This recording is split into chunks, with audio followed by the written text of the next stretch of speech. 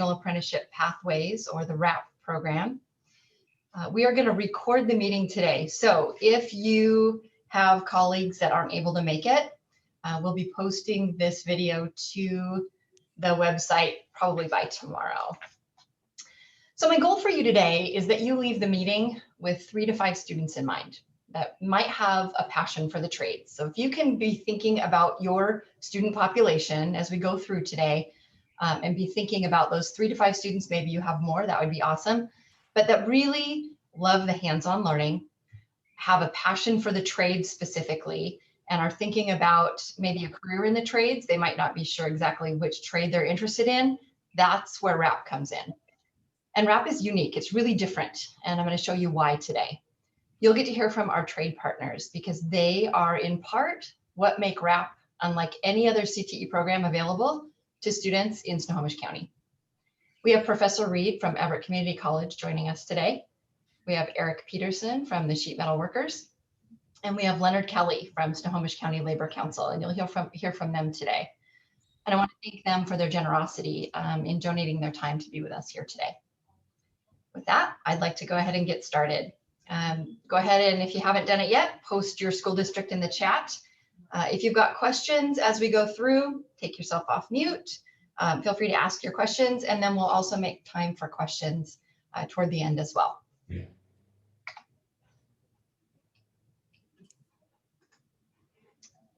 So Regional Apprenticeship Pathways, we go by R.A.P, and we started last fall in 2019 is our first year.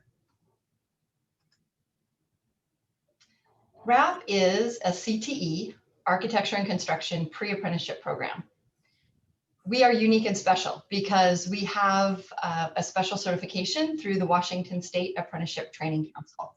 And what that means is that certification by the Training Council means R.A.P is officially recognized as having partnerships with registered apprenticeship programs.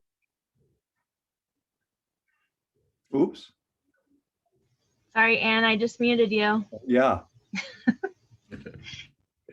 Am I back? Oh, there. Yes. Okay. Thanks, Randy.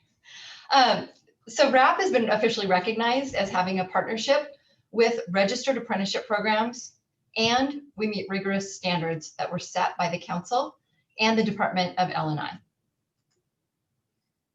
There's something called the lost decade of productivity. And what that means is that the average age of a construction apprenticeship, or apprentice rather, is the late 20s. So what that means is students are graduating from high school and they're trying different careers over the course of about a decade and not finding the right fit. And then eventually they end up in a construction apprenticeship. So if you think about that, what that means for the earning potential for that person over the course of their lifetime, it's a big impact. Not to mention the lost feelings and frustration that they must have in that decade. So that's where R.A.P comes in. The trades apprenticeships are really competitive, and typically they receive applications once to twice a year maybe, and they receive a lot of applications, and they're from people of all ages and experience levels. So successful R.A.P graduates, it's unique and special that they receive preferred entry or a guaranteed interview right out of high school, just because of the experience that they gain when they're in the R.A.P program. So again, if you're thinking about those 3 to 5 students, what could R.A.P mean for them over the course of their lifetime in their earning potential, not to mention having a fulfilling career? So R.A.P is unique because it was created by Snohomish County Trade Partners in part. It was envisioned, they envisioned a high school pre-apprenticeship program that could serve really as a feeder program to their competitive apprenticeships. And here are some of our partners. We have the Northwest Carpenters Institute, we have pipe fitters, Construction Industry Training Council, sheet metal workers, sprinkler fitters, operative plasterers and cement masons, laborers, Everett Community College Amtech. They have a fantastic program. You'll get to hear about that shortly. Our iron workers are partners as well, and then our electricians. And all of these entities worked together to help kind of create the curriculum that we use, because they know what they need from our students. And the curriculum that we use is the Core Plus Construction Curriculum and Framework, in addition to Northwest Carpenters Institute curriculum. The Core Plus Curriculum Framework was developed in partnership by the General Contractors of Washington and OSPI. Students earn Core Plus industry recognized certifications in the program. They earn those in both safety and trade-specific competencies, and they walk out the door with those certifications that are recognized by the employers. R.A.P affords students the opportunity to learn the basics of a lot of different trades. So they get hands-on experience in many different trades. And what that does, it's unique that they get to decide kind of what their passion area is. They really like welding. Maybe they really like electrical work or carpentry, finish carpentry. So students get to dabble in a lot of different things so that they can then decide, okay, I want to go this direction. Skill mastery is a big piece of the program. Students are constantly working to hone their skills, whether it's at nailing stations, they're timed for those, measurement stations. They can expect a lot of math when they're in R.A.P. It's in everything we do all day long. They're expected to be able to measure precisely. They'll have time tests regularly on fractions, decimals, multiplication, and division, because when they get to the apprenticeship programs, many of them require a timed test that students have to pass to be eligible to enter the apprenticeship. They have to be able to cut and measure with accuracy. And then there's tool recognition and safety testing as well, in addition to their classroom work and that kind of thing. We have a couple of classes that students can choose from, and they can be taken in any order. This next fall, we will have our skilled trades will happen in the PM session, and then architecture and construction will happen in the AM session. So if we look to the right first, the architecture and construction program, the students earn 3 credits. They earn 1 credit, 1 third-year math credit, a lab science, and then they earn 12 Oops. manufacturing 102 credits and employment readiness.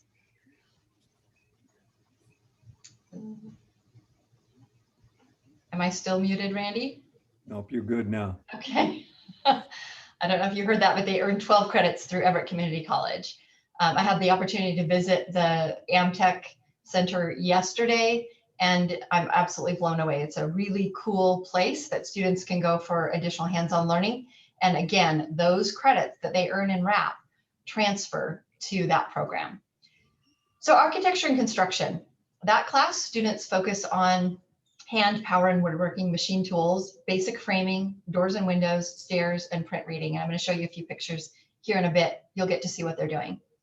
Our skilled trades program is this fall will be in the afternoon. Students, again, earn 3 credits there.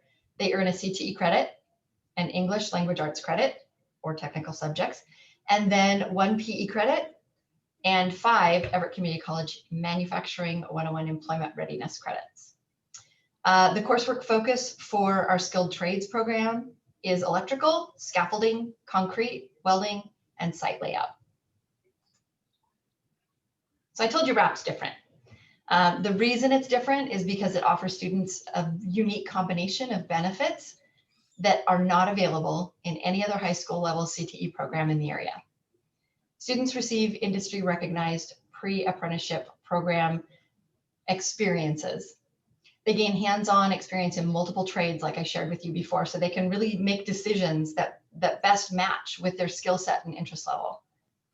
Our trade partners are a critical piece. They work right along students at the R.A.P Center on a regular basis. I'm going to show you some pictures here shortly of that as well. Students leave with a resume and a portfolio of their work. So they exit the R.A.P program and they have that in hand and ready to apply for work when they leave. Also in the program, they receive specific individualized and small group career coaching and soft skill development, which is really an important part of their employment. They experience mock interviews with trade partners. They have certifications that they can earn in OSHA, safety, first aid, CPR, AED, manufacturing and employment readiness certifications, and then a Core Plus certification as well. So they really leave R.A.P both college and career ready. So they could transition into a hands-on college program like that at AmTech, or they can transition directly into an apprenticeship program with one of our trade partners. R.A.P is open to juniors and seniors from across Snohomish County. It's located on the campus of Marysville Pilchuck High School, and it's a 3-period year-long class. So they could take either the construction and architecture or the skilled trades class. And it can be taken for 2 consecutive years. They can take one before the other or the other before the other. It's up to them.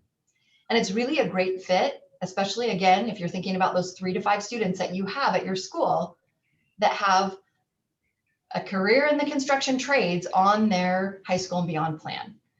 So if you're thinking about those students, that would be a good fit. It's those students that like to work with their hands and have a specific interest in careers in the trades. Here are some of the pictures that I alluded to. So students learn how to read blueprints and they learn how to do it well. They also learn how to draw their own blueprints.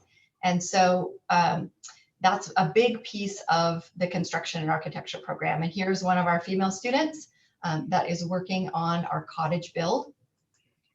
We have a partnership with Low Income Housing Institute of Seattle. Students build an actual cottage home. It's a main living space with an attached bedroom. Gets built in 3 separate pieces, a roof, the bedroom, and the main living space.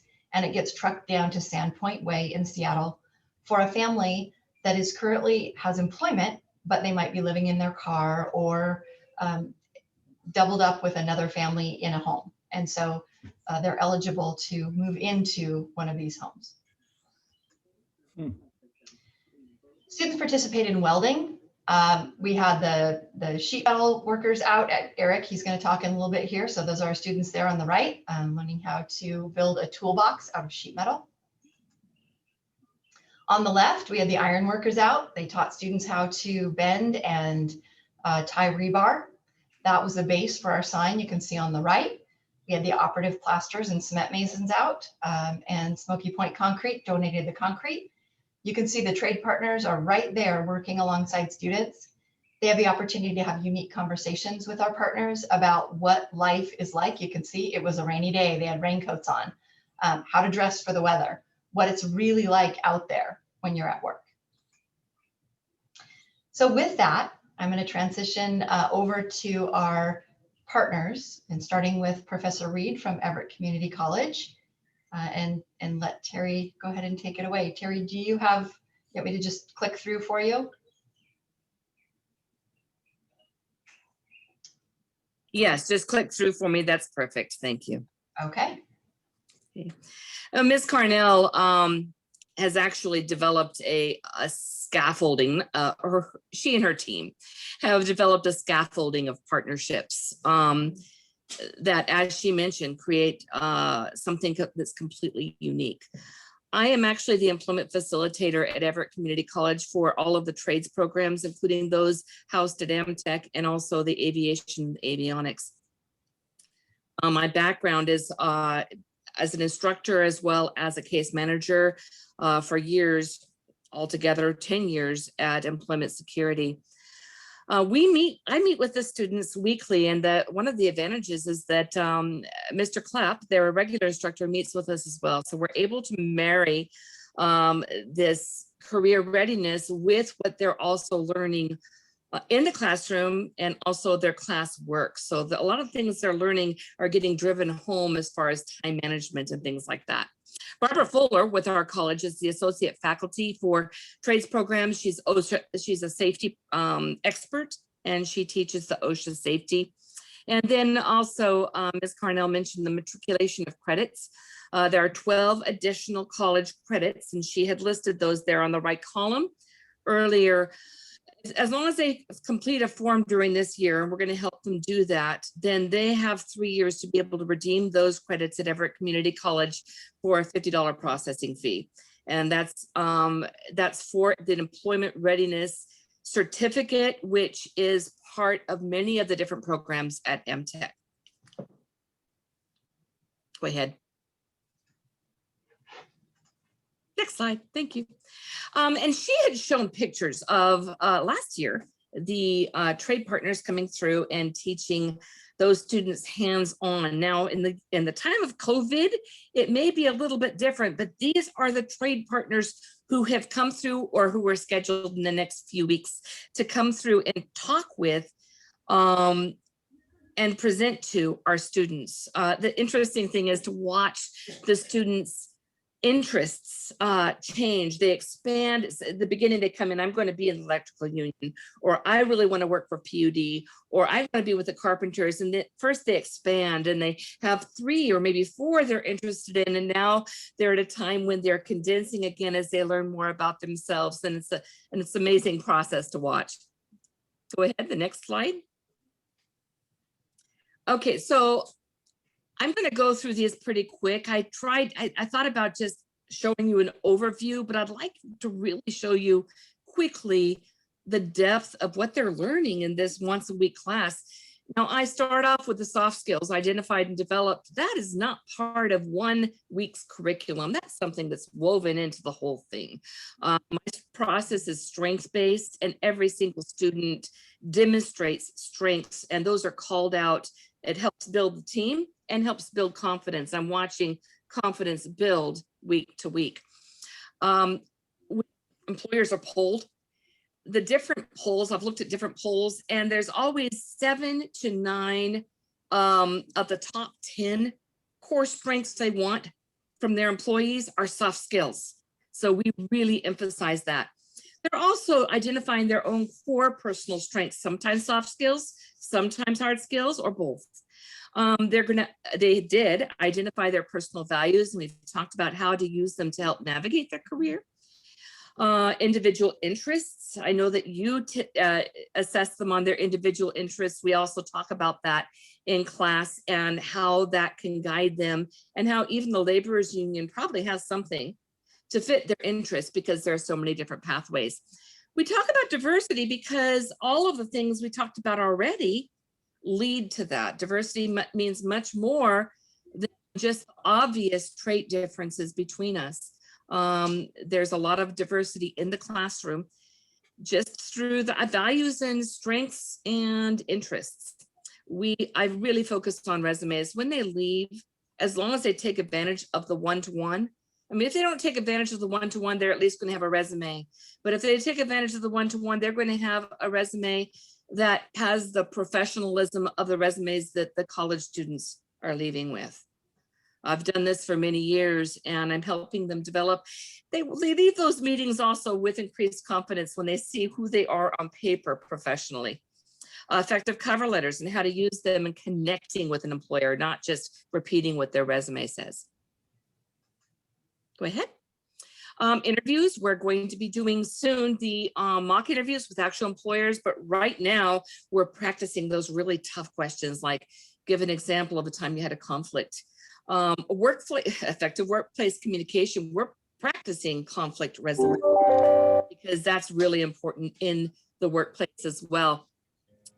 Goal setting, we do that at a lot of different levels, and talk about work with SMART goals, stretch goals, sprint goals, step goals, and also motivational tools. But that motivational tool is going to be towards the end of the year, and it will incorporate their own learning style. So it's not going to be vision boards for everybody. It's going to be specific to who they are and how they learn, something they can utilize. And then we talk about the layered aspects of the career paths for the trades. For instance, we had the electrical union today, and you know, it's kind of hurry up and wait sometimes. You do the testing and you do the interviewing, and then now when do I start? Well, what do they do in the meantime? So we've talked about how to prepare themselves even more, utilizing trade schools or utilizing an actual job to gain more transferable skills. There's multiple pathways within each union, how to utilize tuition assistance to increase their skills. I asked the question of a 20-year union guy today. So tell me, at what point did you stop learning new electrical skills? And he said, never, which of course is the right answer, but then he talked more about that. We also help them manage expectations. At the beginning, I asked all the students, How many of you want to work outdoors in all weather? And nobody raised their hands. You know, oh, come on, guys, you know, even the beautiful weather doesn't, nobody raised their hands. So as the unions come in, we ask them, how do they manage the weather? And they're getting practical ideas. And now many of the students are actually excited about the idea of working in the weather, working in the beautiful weather and being able to manage the poor weather. Go ahead. All right, so who's the best fit? This is really an important question. You know, first of all, I'm going to start with a really quick story about my son, because he told me last night I could use it. He went to Snohomish High School. He's now 24 years old. In Snohomish High School, he had higher than a 4.0. Yes, I'd pushed him to do his homework, but he had a higher than a 4.0 because of the AP classes, and of course, everybody's talking college, right? In his assessments, it showed that he was interested in working with his hands and creating things. I paid much more attention to the GPA, and I did have a lot of influence. He ended up going to college. His third year, he burned out royally, and he told me, he goes, Mom, I cannot work anymore at a desk. I just can't do it. Now he's a welder. He went to school at Everett Community College. He's a welder, and he's been doing that for now 6 months. I asked him for a quote. Last night, he said, give me a project to make something with my hands that has a purpose. I'll work hard to make it look good and work great. And the day just flies by for me. Everybody's different. And so even if you have a 4.0 student, maybe really a great fit for the trades. They're going to be earning a lot more than those college students will 4 years after they graduate, just in their second year of an apprenticeship, in most of the apprenticeships. So if they're willing to learn a lot of new things, they like to work with their hands, they're curious, maybe they've never had a chance to work with tools. There's a lot of R.A.P students that tell me, before this, I didn't know I would love tools so much, but I knew I wanted to work with my hands. Well, now they know how to use tools. So some students don't have the advantage of having a parent who works with tools. And so at R.A.P may be their first chance, but if they're active, if they really want to move, one of the students in R.A.P, when it's her turn to talk, she grabs that computer and has to walk around the house in order to talk. She's active. She's a perfect fit for R.A.P. In fact, that one student loves working on cars, and she's actually doing that right now for work.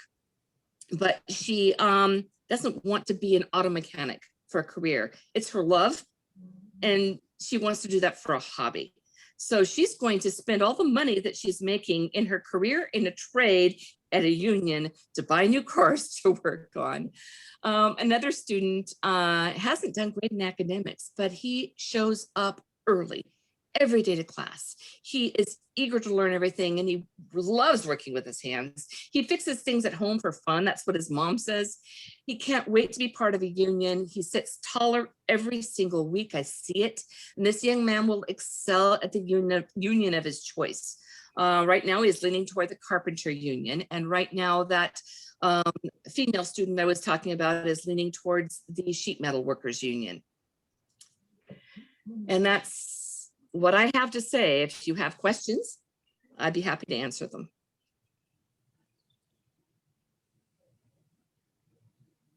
Feel free to jump off mute if you've got a question for Professor Reed. She calls me professor, but I don't have a doctorate. I have a quick question, and I am just wondering if students that have not previously done it their 11th grade year will still be able to reap the benefits of everything that you mentioned if they only choose to do it for their senior year? That would be a very good question for you, Ms. Cornell, except I will tell you that as far as the employment readiness portion, they will. As far as, and including the matriculation. Ms. Cornell? So as far as the curriculum, it would be whatever was covered in the class that they were enrolled in, whether it was skilled trades or construction and architecture. If they're with us for the full year, they would receive all of the experience and credits that go along with that class. Does that answer your question? Okay, great. And do you want more questions? There's a few in the chat. Sure. Okay. The first one is college credit in addition to high school credit. Yes, that's correct. All CTE. Those Everett Community College credits are in addition to, and if they earn a B or better in the class, they have access to those credits. And the next one is how many spots does each school have to fill? So slot allocation is based on October FTE counts. And so after this meeting, I will be reaching out to each CTE director to provide those numbers to each district. So it's based on your fall FTE counts. Hey, Ann, if juniors were to start and say they did skills trade and wanted to do it their senior year, would it be more advisable that they stack it and do like a second year skills trade, or to do the architecture, like exposure in both? It depends on their interest. So if they have an interest more in electrical work, concrete, that kind of thing, they would probably be a better fit for the skilled trades class. If they have a specific interest more in kind of the home construction, blueprint reading, then they would be a better fit probably for the architecture and construction class. Okay, so then the syllabus and stuff is devised differently for a second year taking the same course or whatnot, because that sort of stacks on the, would it be beneficial if they just come over their senior year or whatnot, but there is a 2-year flow. If they take, so they can take one class and then the other class. They wouldn't take the same class twice. Am I understanding your question? No, I guess that was my question. If junior year they did skilled trades and finished that for the year and they signed up again for R.A.P senior year, would they then be doing the alternate class, which would be the architecture, correct? Yes. Okay, so once they complete one segment, that one's done. They've sort of done that, and they wouldn't do a second year in that same focus. Correct. Gotcha. Other questions? Randy? There's no more in the chat. Okay, perfect. Thank you. So with that, we will transition to Snohomish County Labor Council with Leonard Kelly. He has been instrumental in helping to support and create the R.A.P program since its inception. There are so many opportunities available out there, and I'm really excited for Mr. Kelly to share that with you. So whenever you're ready, take it away. Well, thank you, Anna, and thank you for giving me the opportunity to be here today and speak with everyone. You hit it right on the nail, right on the head when you talked about the average age of the apprenticeships, people going into apprenticeships is 27, and the vast difference in income. Well, we've done the studies, and it can be as much as $1 million over the course of a lifetime by going into the trades at 18 or 19 compared to waiting when you're 27 and 28. Here, most of all these trades still have pensions. You hear about the talk about them going away, but they're still there and strong. And most of these trades have their own pension funds. And for instance, the Western Conference of Teamsters Pension Fund is rated one of the best in the country with, I believe, about $50 billion in assets in it. There's, millions of Teamsters. So this is something that they don't talk about anymore. People don't think much about pensions, but all of these trades have strong pensions. One thing I would like to mention is that this is a great time for students coming out of high school to get into the trades. And you say, we hope you can find 3 to 5 students from each school.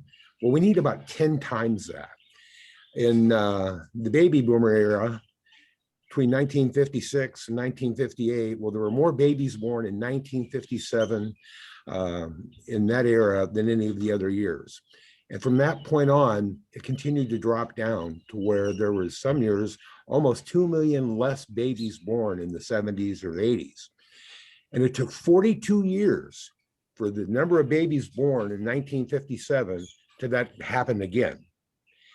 So all those people that were born in 1957, they're turning 64 this year. And the ones in 58, they're turning 64. We're going to have a lot of retirees happening over the next few years. And we need to replace those people in those trade jobs. And back then, there was a lot more of an emphasis on trade jobs. There was woodworking and machine shop and all of that in schools that unfortunately we got away from, in decades. And right now in the state of Washington and in Snohomish County, which is one of the fastest growing counties in the country, we have a lot of work for decades. I mean, Sound Transit is going to run for another 20 years. We have projects at the port that they're looking at. You see that as one of our partners here. And they have a $40 or $50 million project. City of Everett just changed their ordinances that allowed for taller buildings, where they can be from 12 to 25 stories tall. There's tons of construction going on in Everett. We have to change all the culverts throughout the state. There's lots and lots of work in the trades, decades worth. And so we need to fill these positions that people are going to be leaving here very soon. And understanding the importance of this, even our county council here a few months ago changed their apprenticeship utilization ordinance, strengthened it on all the county projects that 15% of the workforce on these county projects, building a new courthouse, whatever, has to have apprenticeship utilization. So this is a very important time for us to recruit students or find students who are looking to go into the trades. And like you said, 3 to 5, we're going to need a lot more in that. I can't think of about anything else I would like to emphasize is that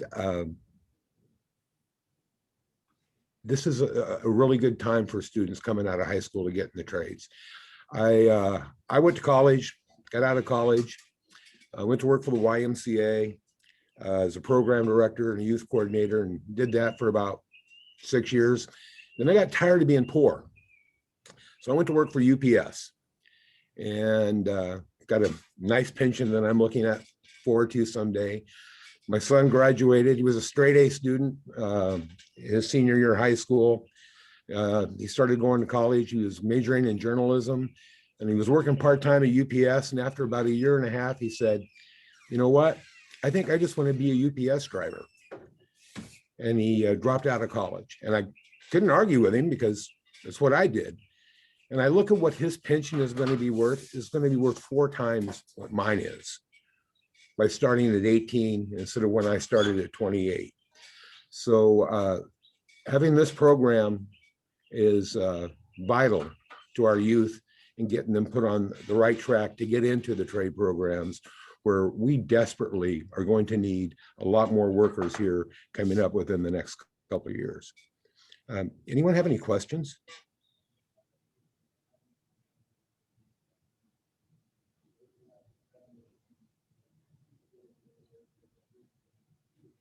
Andy, anything in the chat? Nope, nothing in the chat.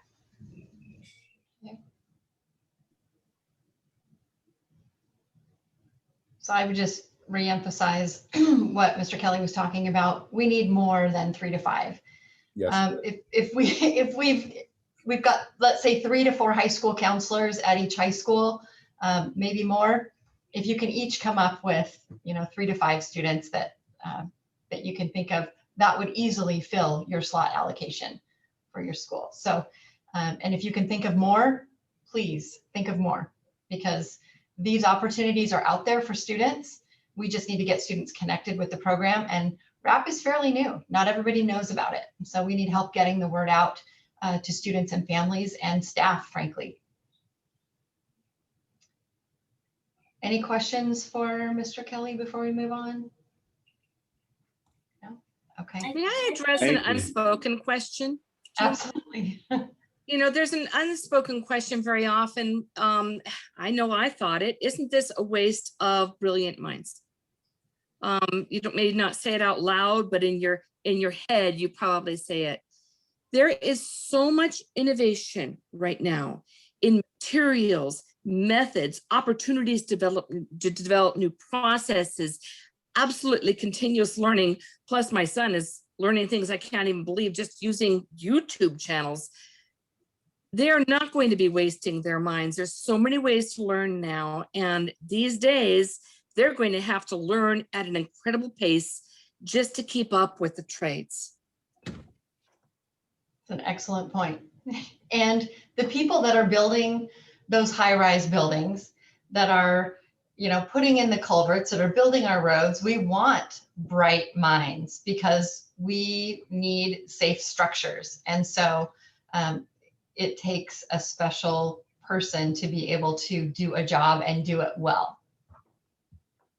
I have a question. Are there any types of specific qualities that you're looking for in a student? I mean, I know you mentioned some of the things earlier, but I'm just wondering, I have a 14-year-old son, and I'm actually curious for him because he needs to be busy, and I'm thinking this might be a good option for him. So specifically, your question is? Well, I'm just wondering, like, if there's any specific qualifications, like grades, or what all do they look at in the application process? So I'm going to speak to that a little bit toward the end. But the bottom line is we want students that are interested in the trades. If they're looking to just have a hands-on way to earn their high school credits and move on, they probably are not the best fit for the program. But if they have a passion for, hey, I love trucks, I love skyscrapers, I love watching people pour concrete, I'd love to know how to do that, welding really interests me, those kinds of things, I would say first and foremost, if they have those interest levels, there is a place for them in the trades. And again, Professor Reed was talking about those soft skills. They've got to be able to show up on time. They have to be dependable. If they're a kid that doesn't attend school regularly now, if they aren't attending the R.A.P program, they're not going to get the full benefit of it. So if they're really passionate about it and they're willing to show up and work hard each and every day, that is what we are looking for in the R.A.P program. And I know that that is what our partners are looking for in the people that they hire. A question I can see in the chat came up about students with IEPs. I'm an old special ed teacher myself. We look carefully at IEPs and make sure that we are working with IEP case managers so that IEP goals are part of the student's learning plan in the classroom. As far as transitioning into being eligible to transition into an apprenticeship with one of our trade partners, students have to have a B or better in the class according to our MOU. So that would need to be addressed separately. I had a student last year with an IEP. He was the hardest working kid. He ran everywhere. You'd say, okay, let's go over here and get this and do that. He was running ahead of the group. He was there working hard. And I am able to speak on his behalf. He doesn't necessarily have, the math time tests and those kinds of things to the same level that a student that isn't on a math IEP would have. But if you're looking for a really hard worker who's going to be dedicated, he's worth a shot. He's worth a look, an interview, and then they make their determinations from there. Any other questions before we move on? Actually, I have one. What are your supports for students who are EL? For EL, we have a student that has been in the US for 2 years, very limited in English, but he's one of our top performers. And so our teacher, and I was going to speak to our teacher later, but I'll just do it right now. I'm going to brag on him. He is amazing. He has his degree in construction management, has years of experience in construction management, has his own construction company, but just also happens to have over 18 years of teaching experience. And he absolutely loves kids. We found the chupacabra. We are so fortunate to have him. His name is Mr. Leo Clapp.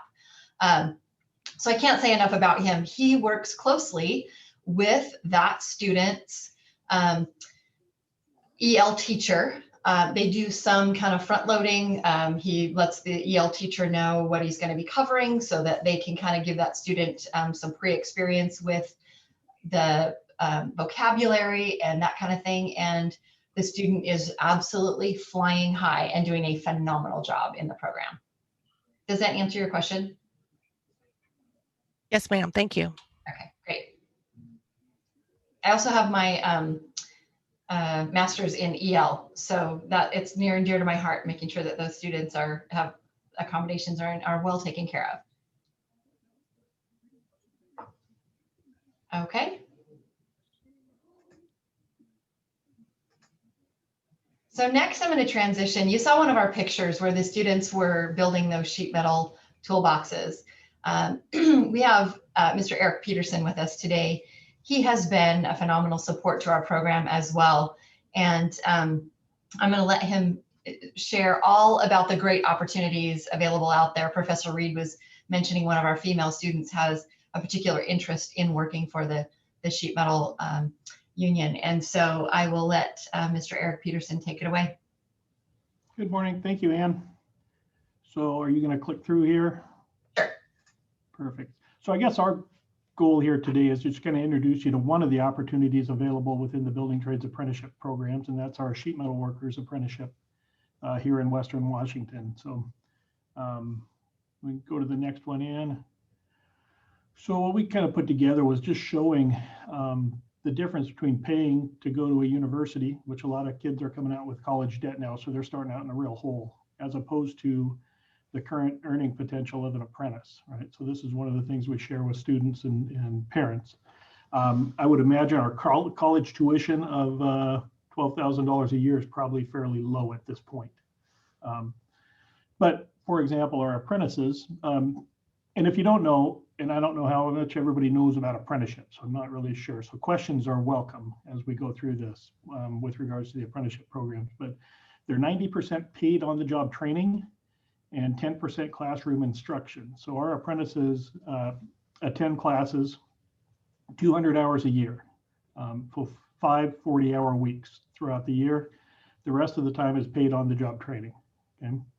So our apprentices, day one, apprentices, say coming out of the R.A.P program straight into the apprenticeship, would start out at $26.55 an hour on their check. And then they have benefits on top of that. So that's what we call total package.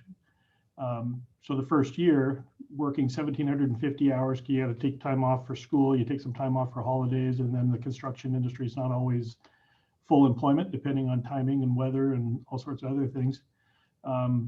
That student with wages and benefits, first year out of high school, could be making $73,000, right? So the way apprenticeship works is you have entry level, you get paid a percentage of journey level wage. As you gain skills and knowledge and abilities, your wages go up. So our apprentices work their first year at 45% of journeyman scale. After that, they're eligible to be raised up to 50%. And after that, they get a 5% increase every 6 months.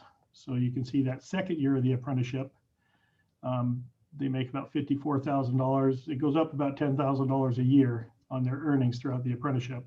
And you see a big jump in their benefit package, and that's their pension contributions that Mr. Kelly was talking about. So our apprentices are getting a healthy pension right from the start too. So they're getting an extra 10 years of pension growth rather than those people who are coming to us at 27, 28 years old. And you see at the end of their fourth year, they're making $75,000 almost, and another $45,000 in benefits. So they make $120,000 wages and benefits, what we call total package. So throughout their apprenticeship, they'll have earned $240,000 in cash and $162,000 in fringe benefits. So, and the apprenticeship costs them nothing. They have to provide hand tools and work clothes. The rest is all provided. The tuition is part of their benefit package.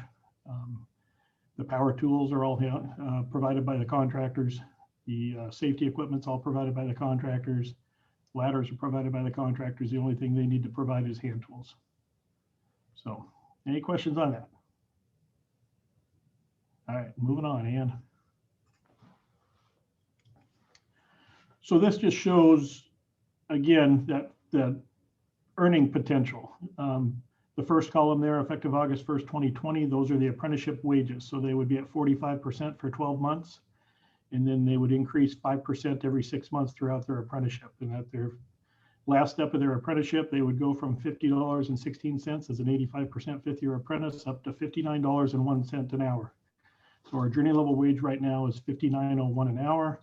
There's a $30.60 benefit package on top of that. So the apprentice is really earning $89.61 an hour upon completion of the apprenticeship program.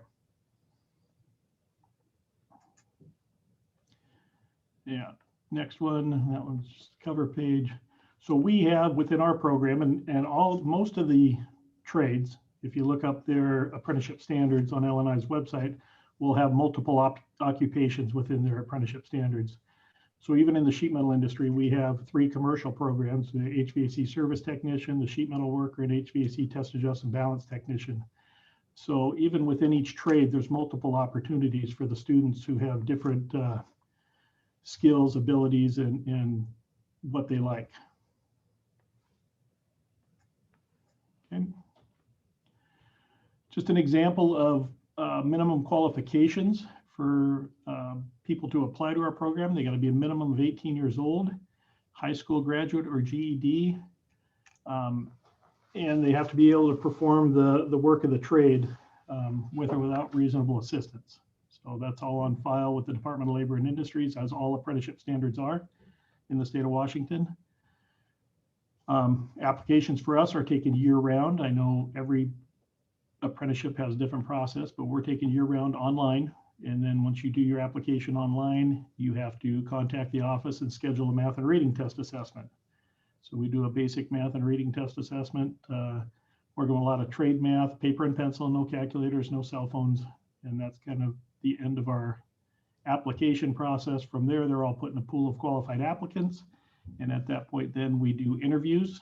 And typically we interview once or twice a year, depending on industry need. We can interview 62 to 64 people in 2 days. So we rank all our applicants by their combined math and reading scores, start at the top, work our way down that list until we fill all our interview times. After we do interviews, we would, and a lot of the trades have gone to a physical screening day. So then we would bring, say, the top 25 applicants in for starters, and we would put them through a physical. It's really more of a want to. We tell them what we're looking for. You know, if we're going to start you out at $26.55 an hour, you at least need to show up on time and work hard. So that's what we're looking for, right? You interviewed well, but now will you work hard? So we do that. And then once we do that, we rank them by their interview scores and their physical test scores to get our list of future apprentices. And then they are dispatched to work and start the apprenticeship as apprenticeship opportunities are available. Because again, 90% on the job training, you have to have a work opportunity available for those apprentices. Same thing, that's just wages and benefits. We'll move, I already went over that. Yeah, we don't need that. That was just a copy of our handouts that I sent in that we take to career fairs that has all this information, but some of it we've already gone over. And some of it's gone over before. Let's just go to the pre-apprenticeship. I think that's the next one. There we go. So as everyone's been talking about, we too are trying to get rid of that 10-year float, right? So we have 2 training centers, one in Everett, Washington, and one in DuPont, Washington, and we hold a summer pre-apprenticeship program for juniors and seniors interested in the sheet metal industry and the apprenticeship. So it's a 6-week program. We run it Monday through Friday, 6 a.m. to 2:30.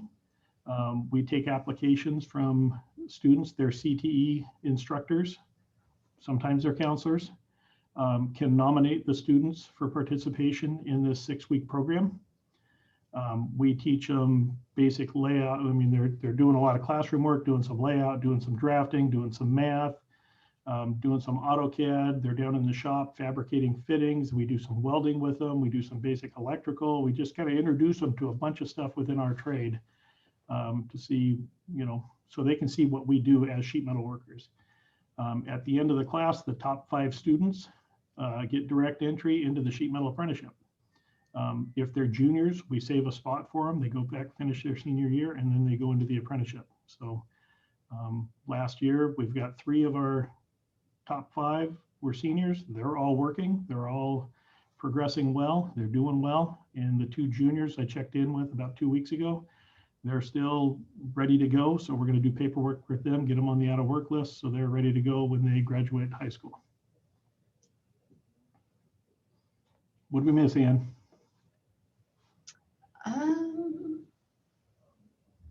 Well, I've been to the facility and it's phenomenal. I saw students working on projects there, and it's just looks like really fulfilling work for kids that are interested in working with sheet metal. And Mr. Peterson does a phenomenal job of coaching kids, working with kids, helping them to develop their skill set. And for a program to guarantee a junior, that's like getting signed, you know, before you even graduate high school. They've got a plan in place. How exciting for them to know that this is in their future. Any specific questions regarding sheet metal work for Mr. Peterson? So this is available this summer to your students. If it sounds like something that you've got students who would be interested in it. Mr. Peterson, what's the best way for them to contact whomever they would need to if they're from another district? If you're in Marysville, I'm the one, and I'm helping students get connected. But as far as other districts, who would they? How about I put my name and email in the chat? Can Great. I pull it out of there? Sounds good. Oh, We have a question about the cost of the summer program.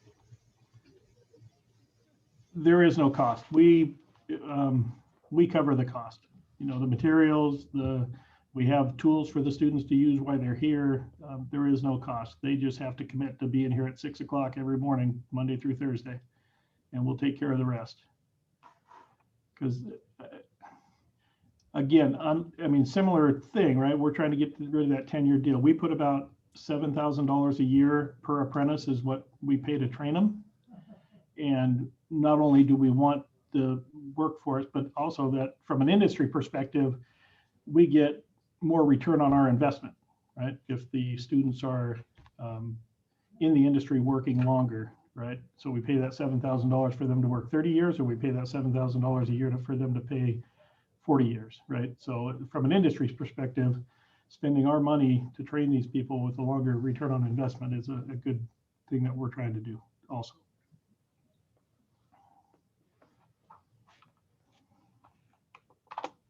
Any other questions? And I would throw out there that if anybody, like Ann said, she came and toured the facility. If anybody's interested in stopping by the training center, we'll do a little COVID screening, wear masks and all that fun stuff we got to do right now. But you're welcome to contact me and come walk through, ask questions, see what we do, and see the commitment that the building trades have for their apprenticeship programs. I have a question about the summer program. Do students have to have any type of skill to go into that? Any skills? Yeah. No, they just have to be nominated by their CT instructor. Okay. Yep.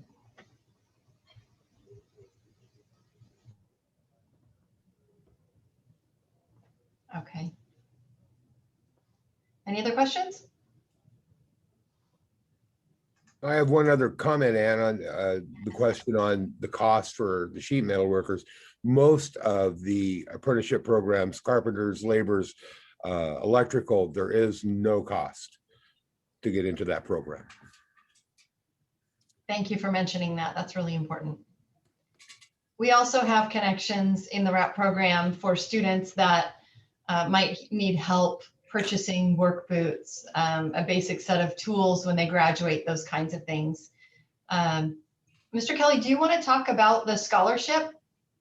Yeah, just here within the last month, the Snohomish County Labor Council, we're providing 2 scholarships to the program, the R.A.P program every year, worth $500 to a kid that enrolls into an accredited program, it would help with the cost of tools or boots or that sort of thing. This will be the first year that we've done it, and it's something we look forward to doing every year. And I wouldn't be surprised to see a lot of the other trades jump on board and come up with something similar. But we're very happy to offer that and get that set up and going this year. Thank you for mentioning that. That's, again, one of the unique things available in the R.A.P program to help kind of give students a leg up and a jump start. So I just want to say thank you so very much to Mr. Kelly, Mr. Peterson, and Professor Reed for sharing about their specific partnerships with the R.A.P program. Like I said, our partners are really what make the program unique and a great benefit to students that they would not have in any other high school CTE program out there. So we're very thankful for our partners, and thank you for your time today. Yes, thank you. For the application process, we streamlined it this year. Basically, students, and I'll take you there in just a minute, we're going to go to the website, but students just need to fill out an interest survey. That it's their name, email address, phone number, best way to contact them, and then we will invite them in for an interview. And if they do really well in the interview, that interview is with staff, and we'll have some trade partners there as well participating. We're kind of trying to decide, it'll most likely be on Zoom at this point, but those will happen toward the end of April. We're inviting students to start filling out that interest survey soon. So about April 1st, we'll open that up. Students fill out the interest survey, we'll contact them, invite them in for an interview. They'll interview. If they do well in the interview, then we will invite them to apply. They'll have to apply to be a student here in Marysville, and we give them about a week to complete that process. And we provide support with that if they need help completing the online application.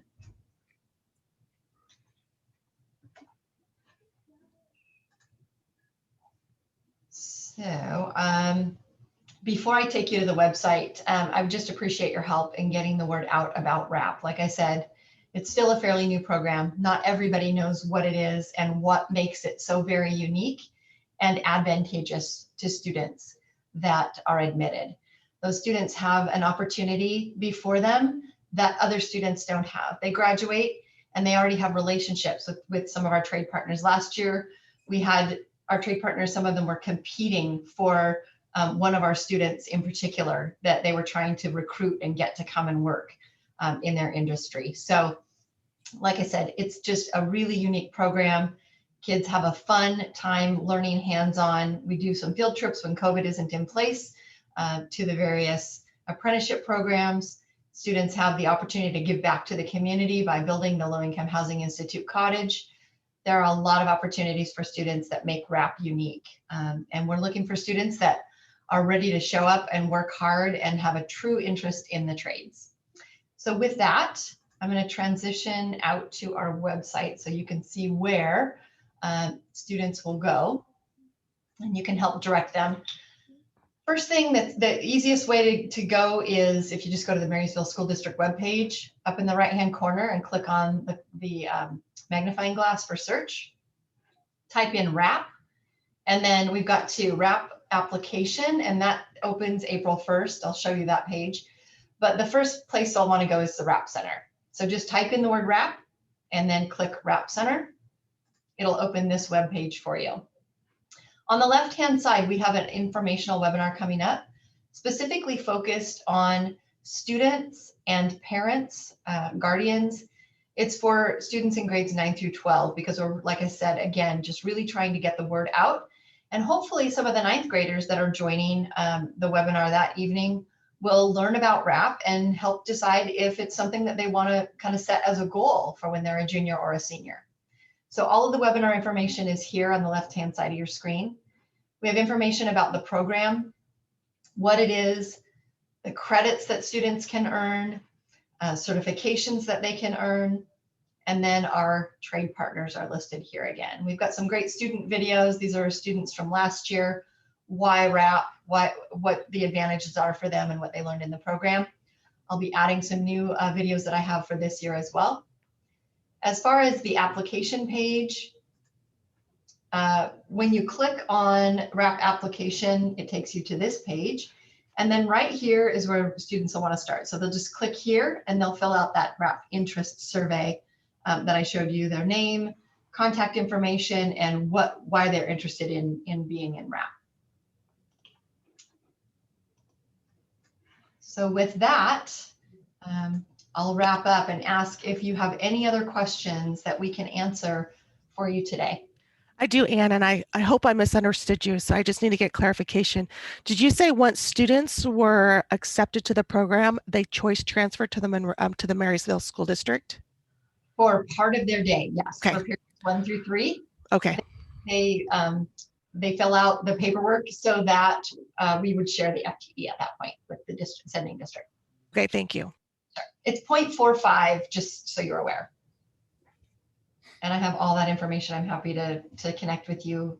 Just reach out to me and we can have a call or a Zoom to go over it. Any other questions? I'm sorry, I have one, Ann. Of course. It's primarily a 1-year program. It's a 2-year program. So for juniors and seniors. So but can they do it for 1 year, or is it?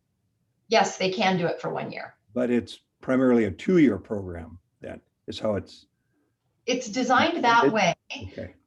2 reasons. We have the Core Plus framework that we use, and that has all of the experiences that the general contractors of Washington in helping to create that in partnership with OSPI said that students would need to have a really good perspective of all the different trades available to them and careers available. So if they do it for 2 years, they get that really solid foundation so that then they can make the best choice for themselves in moving forward in their career.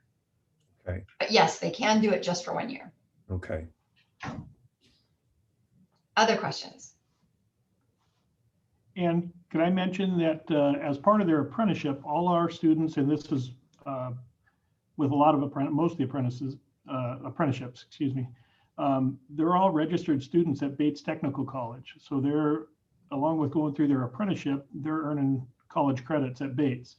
And at the end of their apprenticeship, they can take 4 general ed classes and get their Associates of Technology degree from Bates Technical College. So it's another opportunity through the apprenticeship.